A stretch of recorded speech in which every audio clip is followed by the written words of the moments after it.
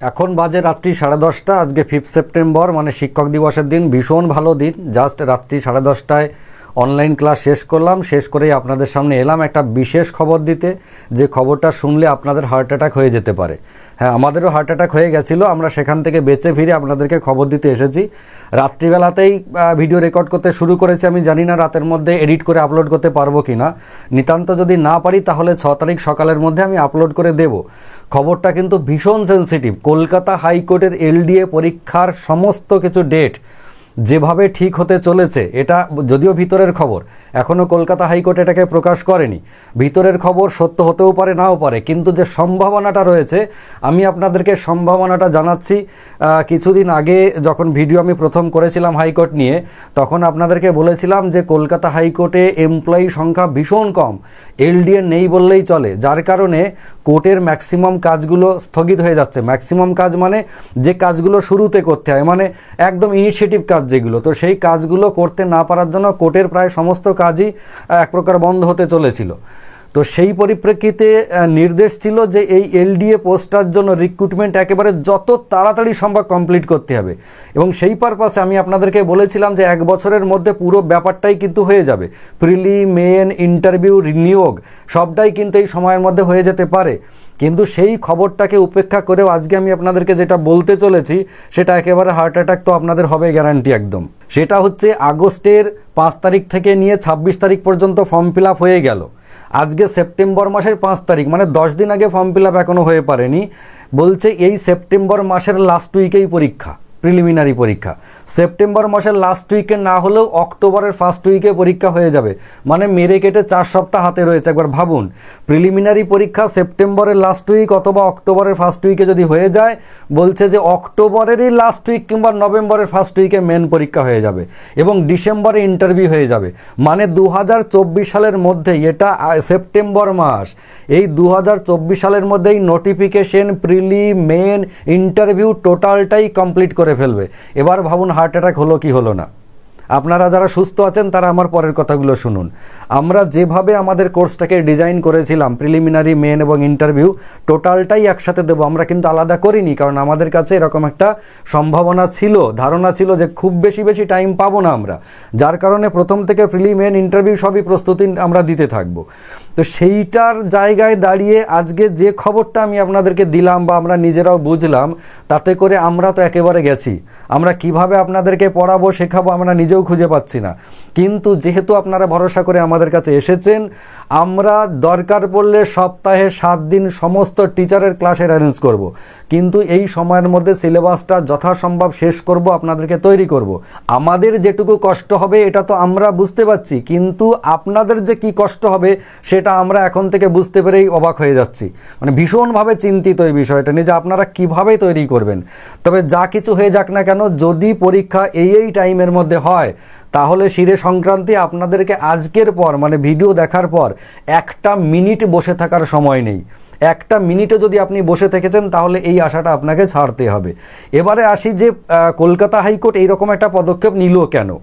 দেখুন, নেওয়ার কারণ হচ্ছে, এক বললাম যে এমপ্লয়ি সংখ্যা একদম নেই।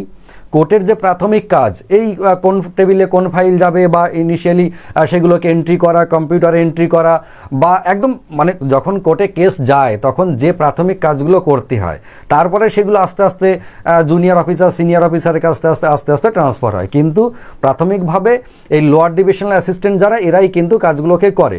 তো এই জায়গাতে এতগুলো পোস্ট ফাঁকা আছে বলে কাজটা ভীষণভাবে ক্ষতিগ্রস্ত হচ্ছে। তো কোর্ট চাইছে ইমিডিয়েটলি এই কাজটাকে কমপ্লিট করে দিই এবং আমাদের হাইকোর্টের কাজগুলোকে ত্বরান্বিত করি, 1 নম্বর। 2 নম্বর হচ্ছে, আমি আপনাদেরকে গতকালকে একটা শর্ট ভিডিও করে বলেছিলাম যে ফর্ম ফিল আপ কত হয়েছে। মোরালেস 26 তারিখে রাত 9টা 15 নাগাদ যেটা ফর্ম ফিল আপ হয়েছিল সেটা হচ্ছে প্রায় 48,000 সামথিং, 49,000-এর কাছাকাছি। আমি ধরে নিচ্ছি তারপরের 1 ঘন্টাতে হয়তো 1,500-2,000 হবে। মোটামুটি 50,000 আপনি ফর্ম ফিল আপ ধরে রাখুন। তো এই 50,000 ফর্ম ফিল আপ মানে খুবই কম। এই খুব কম হওয়ার পিছনে 2টি বড় কারণ। একটা কারণ হচ্ছে 800 টাকা ফর্ম ফিল আপ জেনারেলদের জন্য, SC STদের জন্য 400 টাকা, কিন্তু 800 টাকা যে জেনারেল, এটা একটা বিশাল ব্যাপার। 2 নম্বর ব্যাপার হচ্ছে টোটাল সিস্টেমটাই, পরীক্ষার টোটাল সিস্টেমটাই হচ্ছে ইংরেজিতে। যদিও বা প্রিলিমিনারি পাস করার মতো সাহস দেখাতে পারে অনেকে, কিন্তু মেন পরীক্ষা, লেখা পরীক্ষা ডেসক্রিপটিভ এবং ইংরেজি ভাষায়, এটার জন্য বহুজন পিছিয়ে গেছে। তো পিছিয়ে গেলেও সারা পশ্চিমবঙ্গে যে মাত্র 50,000 ফর্ম ফিল আপ হবে, এটা আমিও ভাবতে পারিনি। আমি ভেবেছিলাম হয়তো 2 থেকে 2.5 লাখ ফর্ম ফিল আপ হবে। তো এই যে 50,000 ফর্ম ফিল আপ হয়েছে, হয়তো কোর্ট সেই জন্য এত অল্প সময়ের মধ্যে পুরো সিস্টেমটাকে গুছিয়ে নিতে পারবে বলে আশা করেছে।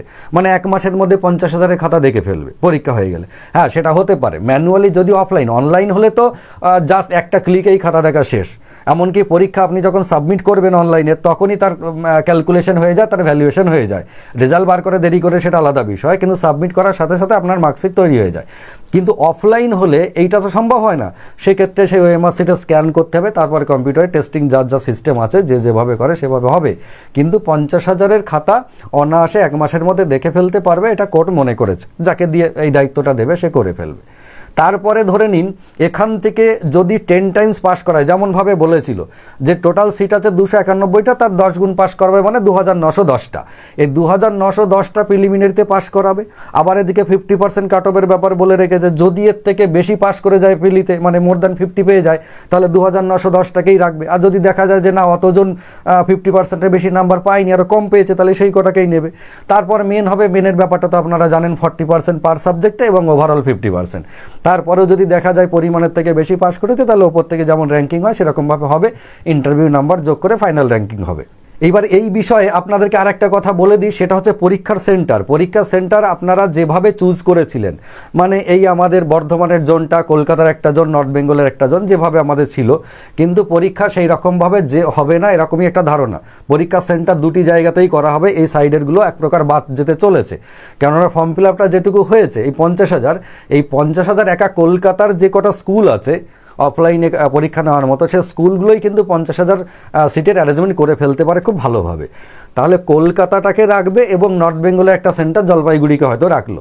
এই দুটো সেন্টারে পরীক্ষা হওয়ার সম্ভাবনা আছে। যারা নিজের নিজের এরিয়ার মধ্যে কাছাকাছি ফর্ম ফিল আপ করেছিলেন, মানে অপশন দিয়েছিলেন, তাদের হয়তো এই আশাটা ছাড়তে হতে পারে। কলকাতা এবং নর্থ বেঙ্গলের দুটো জায়গাতেই পরীক্ষা হতে পারে। তবে কোর্ট এই যে পরীক্ষার সেন্টারগুলো দিয়েছিল, সেই সেন্টারগুলো কিন্তু অনেক ভেবে চিনতে, কেননা প্রথম ভিডিওতে আমি আপনাদেরকে বলেছিলাম ভীষণভাবে স্বচ্ছ নিয়োগ হবে, কোনো রকম 2 নম্বরই হওয়ার সম্ভাবনা নেই।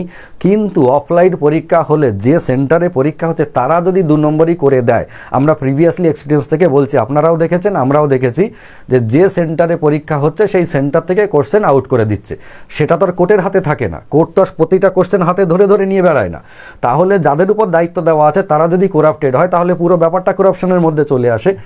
কিন্তু ওইটা যাতে না করতে পারে, সেই জন্য যে এরিয়াগুলোতে করাপশনটা প্রিভিয়াসলি দেখা গেছে হয়, শুধু কোর্টের পরীক্ষা নয়, অন্যান্য পরীক্ষার কথা বলছি, সেই জায়গাগুলোতে কিন্তু সিট দেয়নি, মানে অপশন দেয়নি। যে জায়গাগুলোতে করাপশন শোনা যায় না জেনারেলি, সেই জায়গাগুলোতেই সিটগুলো দিয়েছিল। কিন্তু সেই সিটগুলোর জায়গাটাও এক প্রকার বন্ধ করে কলকাতা এবং নর্থ বেঙ্গলে দেওয়া হচ্ছে। এই গেল ওভারঅল কথা। এবার আপনাদেরকে বলি, আপনারা যারা এখনো পর্যন্ত প্রিপারেশন কোনো জায়গায় নেননি, মানে নেবেন ভাবছিলেন, এবারে যদি ভাবতে থেকে যান তাহলে সবই আপনার থেকে যাবে। বাড়িতে বসে প্রিপারেশন অবশ্যই নেওয়া সম্ভব, কিন্তু সেটা খানিকটা কষ্টকর। যেটুকু সময় আছে এইটুকু সময় আপনি নিজে গুছিয়ে সব কিছু বুঝে উঠতে যে সময়টা লাগবে, তা করতে করতে পরীক্ষার সময় এসে যাবে। যদি আপনার দ্বারা সম্ভব হয়, আপনার যদি মনে হয় যে না কোনো একটা ইনস্টিটিউটে গিয়ে প্রিপারেশন নেওয়ার প্রয়োজন আছে, এবং তারপরেও যদি আপনার মনে হয় যে আপনার আমাদের সাথে প্রিপারেশন নেওয়ার ইচ্ছা আছে, তাহলে অবশ্যই এই ওপরে এবং নিচে দেখবেন আমাদের অফিসের ঠিকানা এবং ফোন নাম্বার স্ক্রল হচ্ছে। আমি ডেসক্রিপশনেও আমাদের ফোন নাম্বার দিয়ে দেবো। এবং এই কোর্স আমরা যেভাবে ডিজাইন করেছি, টোটালটা যদি জানতে চান, তাহলে দেখবেন কিছুদিন আগে আমি একটা ভিডিও দিয়েছিলাম যে আমরা কিভাবে পড়াচ্ছি, আমরা কিভাবে আমাদের এই কোর্সটাকে ডিজাইন করেছি, সেই রিলেটেড ভিডিওটা একটু দেখে নেবেন।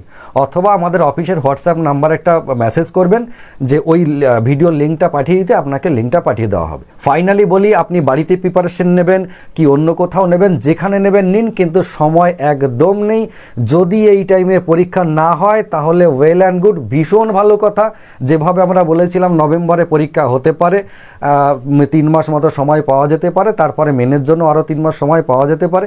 যদি সেটা পাওয়া যায় খুবই ভালো কথা, তাহলে জানবেন আপনার আমার দুজনেরই কপাল চওড়া, আমরা সময় পাচ্ছি, ঈশ্বর আমাদেরকে সময় দিচ্ছে, কোর্টও আমাদেরকে সময় দিচ্ছে।